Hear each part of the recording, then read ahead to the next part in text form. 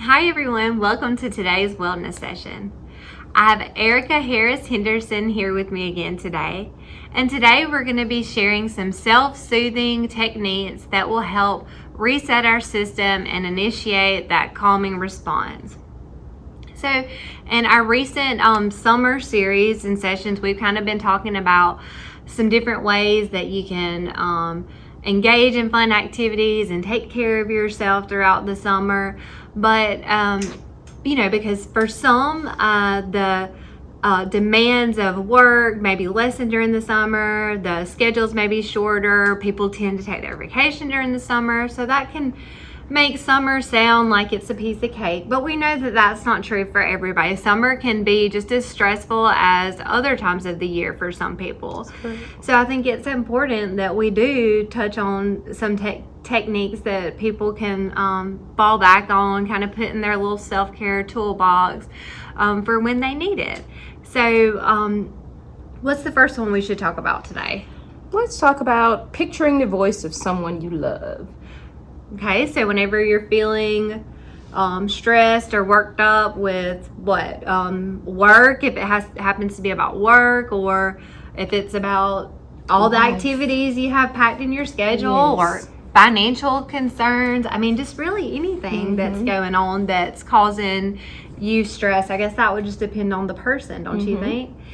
So then what would that person do when they begin to be feeling upset or overwhelmed with any type of emotion? They could just take a moment to just sit down and think about somebody they love, just literally picture like what they look like, what's comforting about that person, just kind of take a moment to detach from what's going on right there in that moment that's helping them. Yes. So that's a pretty quick thing that you can fall back on. You don't really have to have any special type of space to do that, or you don't really need a lot of time. Like even if you're about to go into an activity or a meeting or a family gathering or community event, you can take a few minutes to do that, or even really seconds, I guess. So definitely that's something worth trying, just to kind of self-soothe, try to get that those feelings of uneasiness and just anxiety that just will help calm you. Absolutely.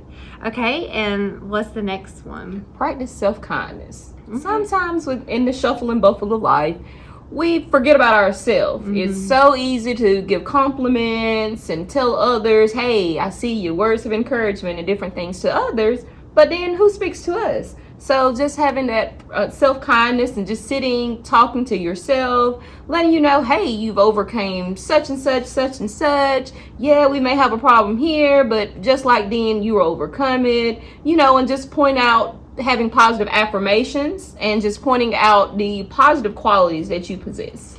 I like that. It is so much easier for us to point out the things that are going well for other people, or maybe even the things that we like about them, but I don't know why it's so easy when we turn to ourselves to just focus on the negative, or the stuff that we're not doing right, or what we're not keeping up with, or well, they're keeping it all together, why can't I? So yes, it's important to intentionally say kind things to ourselves, whether we're saying it in our heads or out loud, or writing it down, posting it on a sticky for us. So what would be an example of a statement, a positive affirmation or a statement that you could say to yourself? Sometimes I'll sit in the car and I'll say, Erica, you're smart, you're intelligent, you're this, you're that. And at first when I started doing it, it kind of felt awkward because I'm like, okay, am I losing my mind? Am I not talking to myself? But as you stated, it is so easy to give compliments and point out all the positives that others have going on. And sometimes I am so overly critical of my own self. So I have to remind myself, hey, Erica, you got it going on too, So it's those moments. Sure, I love that. So the next strategy is to sit with your pet. So if you have a pet, this could be a great strategy to just again, detach. Notice how it feels to sit near your pet or feel their fur, or I mean, I don't know, do you have anything to say about pets and how they affect their owner's feelings, if you have one, or moods? My dog is 13. She's old. The vet calls her geriatric, and I don't like that term. I know. But whenever I'm having a bad day, to me, pets are like children. It does not matter how much you've yelled, screamed, or cried. They love you at the end of the day. And so anytime I'm having a moment or whatever, just sitting there, and she looks at me like she understands what I'm saying, and she wags her little tail, and she's just always there. So it definitely does lift your mood. I don't care what it is, just sitting looking at her little big brown eyes, and which one eye is blue, but just looking at those eyes will definitely give me some kind of peace.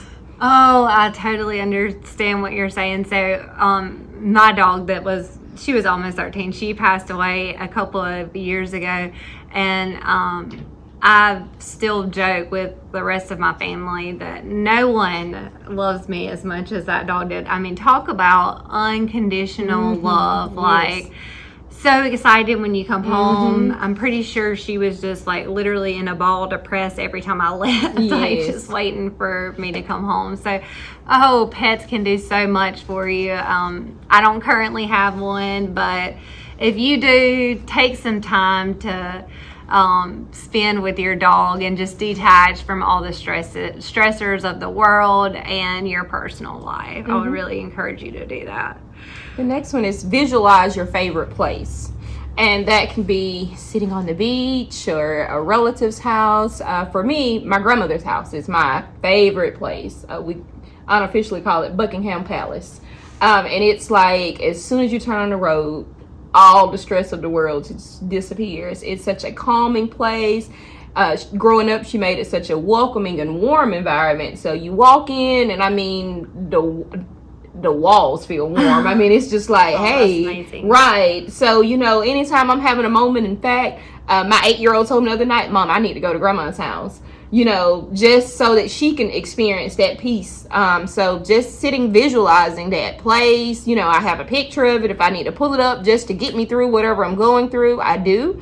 And anytime I have some free time, I do. If it's nothing but just sitting in the yard, it's so peaceful and calm, that instantly changes my mood as well. Oh, that's a perfect example.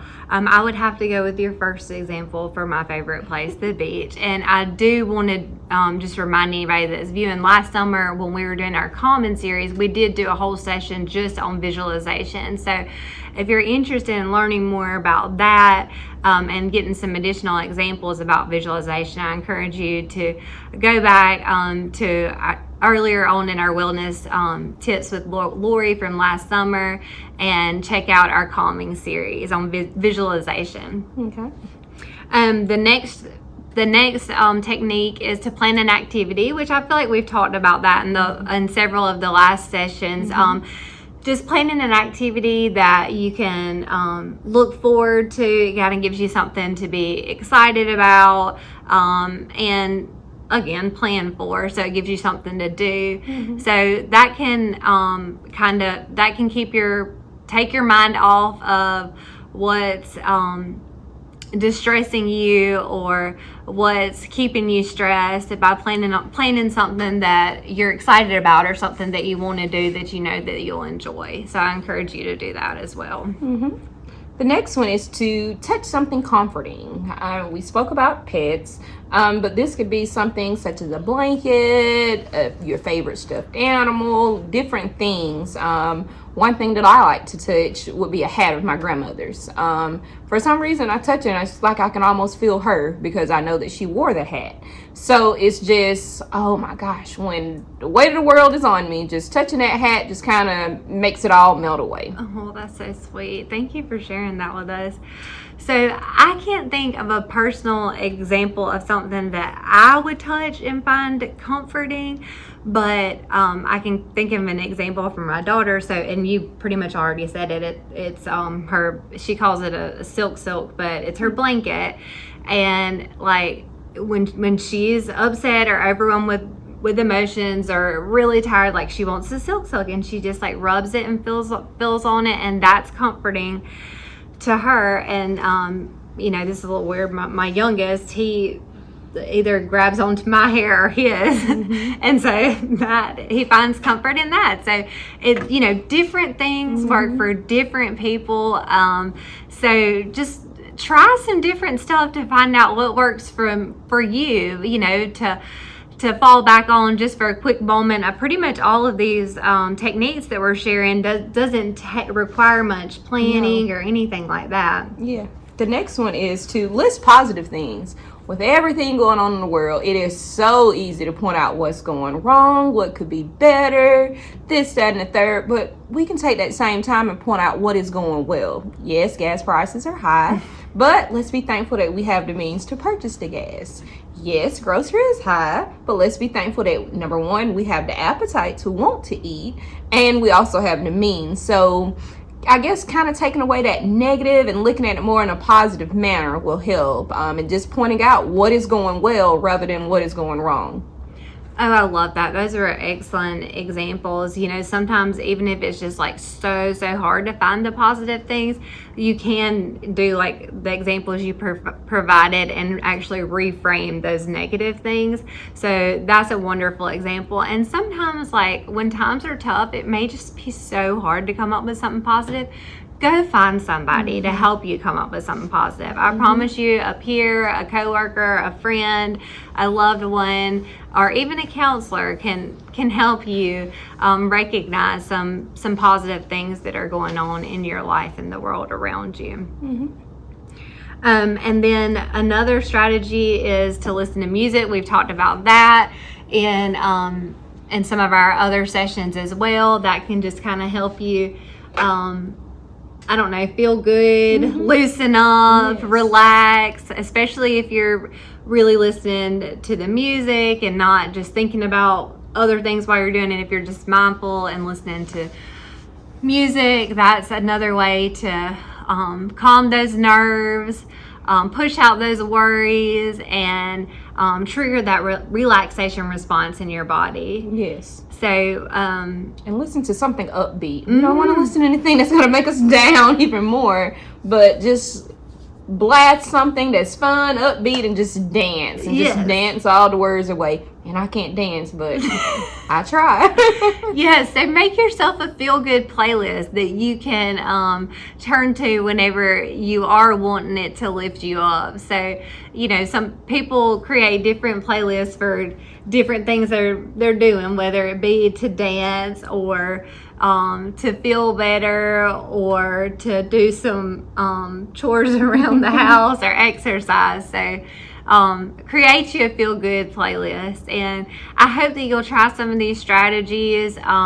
I would encourage you to practice them when you're not feeling overwhelmed with emotions, so that when you are feeling overwhelmed with emotions, your body will be more apt to remember that is something that you've done before that did trigger that relaxation response. So I encourage you to practice some of these techniques, and hopefully they'll be useful for you if you do become overwhelmed with emotions or just need to soothe yourself for a little bit, detach and just relax and feel good. Thank you for joining today's session, and I hope you'll stay tuned for our upcoming sessions.